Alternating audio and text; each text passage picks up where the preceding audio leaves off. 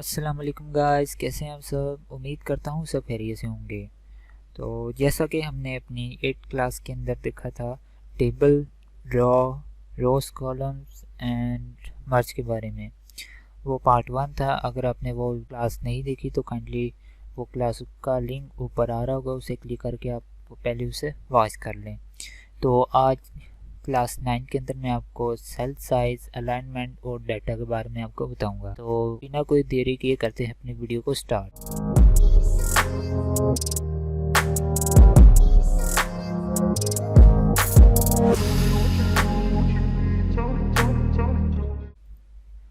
तो जैसा कि हम वापस आ चुके हैं अपने इंट्रो से, तो यहाँ पे आप देख रहे होंगे, यहाँ पे सेल साइज का ऑप्शन है, अलाइनमेंट का और डाटा का। सबसे पहले हम अब ऑटो फिट है क्या। जैसा कि मैंने ये एक टेबल लिया हुआ है यहाँ पे, और यहाँ पे ये आप जब क्लिक करेंगे ऑटो फिट के ऊपर, auto fit contents, auto fit window, fix column width. अब ऑटो फिट कंटेंट है क्या। मिसाल के तौर पे हमने ये एक टेबल लिया हुआ है, ये इस तरह से हमने कोई टेबल बना लिया, यहाँ इसका कोई चाह रहे हैं कि इस तरह से हम रख लेते हैं, और इसके अंदर अपने अपना टेक्स्ट लिख लेते हैं, नेम। इसके बाद हम लिख लेते हैं क्लास, और इसके बाद रोल नंबर, परसेंटेज, मार्क्स।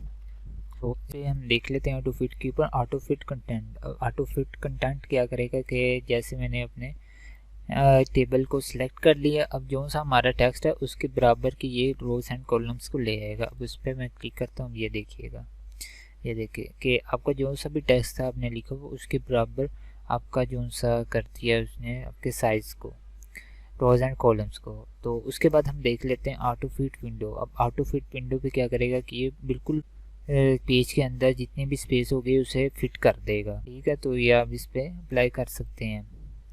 इस पर मैं इसे सेंटर में ले आता हूँ, तो यहाँ पे ये देखें, तो इस तरह आपको बेहतर समझ आ जाएगी। तो उसके बाद हमारे पास थर्ड ऑप्शन है फिक्स्ड कॉलम विड्थ। अब फिक्स्ड कॉलम विड्थ में क्या होता है कि जब आप कोई टेक्स्ट अपना लिख रहे होते हैं, जैसे कि यहाँ पे मैं कोई टेक्स्ट लिख लेता हूँ, ये देखें।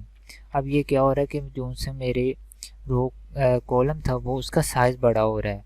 अगर मैं चाह रहा हूँ कि मेरा जो सा कॉलम का साइज़ है वो बड़ा ना हो, बल्कि वो नीचे की तरफ उसकी रो, उसकी जो विड्थ है रो की, वो ज़्यादा हो जाए, तो मैं क्या करूँगा, इससे मैं विड्थ के ऊपर क्लिक कर दूँगा। अब ये देखें, अब जो सा आपका, ये देखें, मैं ऐसे कोई टेक्स्ट लिख लेता हूँ, तो ये देखें आपका जो सा भी रो थी अब उसका साइज़ बड़ा होना शुरू हो जाएगा। ये देखें आपके अब कॉलम का साइज़,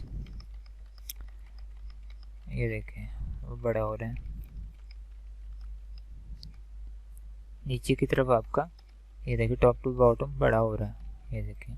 तो आप इस तरह से इसे अप्लाई कर सकते हो। उसके बाद हम देख लेते हैं फिक्स्ड कॉलम विड्थ। अब फिक्स कॉलम विड्थ क्या करेगा, जब आप इसे क्लिक कर लेंगे तो पहले तो ये होगा कि देखें, जब आप इसे अप्लाई नहीं करेंगे तो ये आपका इस तरह से आपका यानी कि कॉलम जो सा है आगे की तरफ बढ़ेगा। तो उसके बाद हम देख लेते हैं हाइट, विड्थ और डिस्टर्ब रोज और डिस्टर्ब कॉलम्स के बारे में भी। सबसे पहले हाइट के बारे में हम डिस्कस कर लेते हैं। इससे मैं इसका जो सा साइज़ है इसे मैं सबको सिलेक्ट करके और इसे auto fit to content windows के बराबर ले आता हूँ। ठीक है, तो इस पे मैं इसको ख़त्म कर देता हूँ अपने टेक्स्ट को यहाँ से।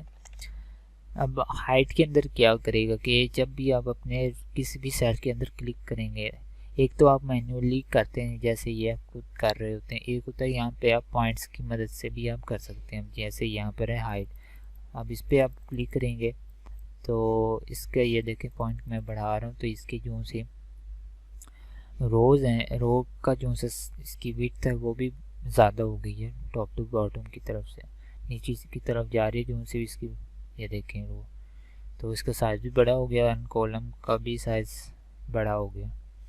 एंड अगर मैं इसकी विड्थ को अगर चेंज करना चाहूँ तो ये देखें आप विड्थ को भी कर सकते हैं। जिस कॉलम में आप ये देखें, अगर इसमें आप चाह रहे हैं इन दो के अंदर, दो सेल्स के अंदर इसकी विड्थ को बढ़ाना चाह रहे हैं तो आप इस तरह से भी अप्लाई कर सकते हैं। ये देखें, ठीक है। तो इस तरह आपको काफ़ी ऑप्शन मिल जाते हैं। हम इससे टेबल को डिलीट कर लेते हैं। अब आ जाते हैं सेल मार्जिन में। बेसिकली जो सा आपका पेज के जो सा मार्जिन है वैसे ही आपके सेल के अंदर जो सा टेक्स्ट होगा उसका भी मार्जिन होगा। उसको सेट आप यहाँ से कर सकते हैं। जैसे यहाँ पे मैं इक्वल टू RAND, तो इसके अंदर एक ही हम ले लेते हैं, ज़्यादा नाम नहीं। हाँ, जैसे ये इसकी जो सी मार्जिन है डिफ़ॉल्ट वो ये वाली, इसके ऊपर हम क्लिक करेंगे वो ये सिलेक्ट है। अगर मैं इसे कम कर दूँ, 0 पे ले आऊँ कि 0 की तरफ से ये और 0 में ही यही हो जाए एंड ओके करूँ, तो आप ये देख सकते हैं कि चारों तरफ से इसका जो सा स्पेस था वो ख़त्म हो चुकी है। ये देखें, अब जो चाहे आप लिख सकते हैं। ये देखें, उसके बाद हम देख लेते हैं A to Z शॉर्ट। अब आपने देखा होगा हमने इंसर्ट के अंदर भी मेरे ख्याल में हमने पढ़ा था, यहाँ पे शायद होम में पढ़ा था। ये देखिए यहाँ पे होम में भी शॉर्ट का ऑप्शन दिया गया है। तो ये मैं आपको वैसे इसका ओवरव्यू दे देता हूँ कि आपने जो सभी टेक्स्ट लिखे होते जैसे 1 2 या ABC आपने लिखी हुई है या B या कोई भी आप लिख लेते हैं वर्ड अपना, उसको आप पैराग्राफ, कोई भी आपका पैराग्राफ है तो उसे आप करना चाह रहे हैं, जैसे आपका टेक्स्ट इसके अंदर है तो शायद मेरे यहाँ पे अप्लाई ना हो। तो ये देखें, ये आपके जो से असेंडिंग ऑर्डर डिसेंडिंग ऑर्डर, अगर आपका टेक्स्ट है पहली फील्ड के अंदर तो आप इस तरह से आप कर सकते हैं अप्लाई। तो ये आप करके देख लीजिएगा। तो ये शॉर्ट है, यानी कि ascending to descending and descending to ascending आप कर सकते हैं। लेआउट के अंदर रिपीट हेडर रोज। और रिपीट हेडर रोज है क्या, सबसे पहले हम इस टेबल को हम कर लेते हैं डिलीट।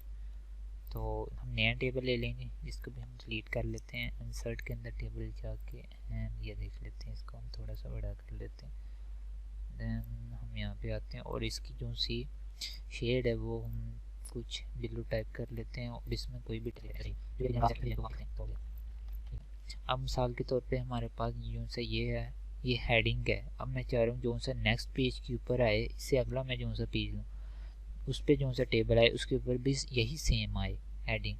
तो मैं क्या करूँगा, यहाँ पे मैं जाके इसके ऊपर क्लिक करूँगा एंड अपना जो सा रिपीट पे, बल्कि सॉरी उस पर करना था, रिपीट हेडर रोज पे। अब मैंने इस पर क्लिक किया एंड देन अगर मैं इस पर आके इसके नीचे देखें,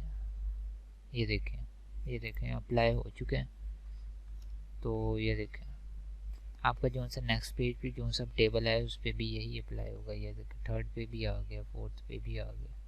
तो इस तरह से आप अप्लाई कर सकते हैं। उसके बाद हम देख लेते हैं कन्वर्ट टू टेक्स्ट।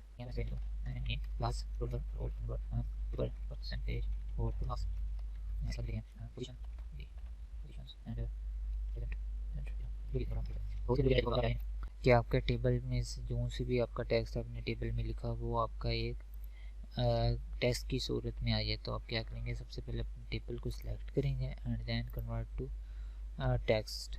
अब सबसे पहले आपको यहाँ पे 4 ऑप्शन शो हो रहे होंगे। पैराग्राफ मार्क, कि आपको पैराग्राफ की शक्ल में आ जाए, टैग की शक्ल में आ जाए, कॉमर्स लगे आ जाए, या अगर कोई और लगाना जैसे हैशटैग या @ जो भी आप उसके साथ लगाना चाह रहे हैं तो वो भी आप दे सकते हैं। जैसे यहाँ पे मैं डॉट दे देता हूँ।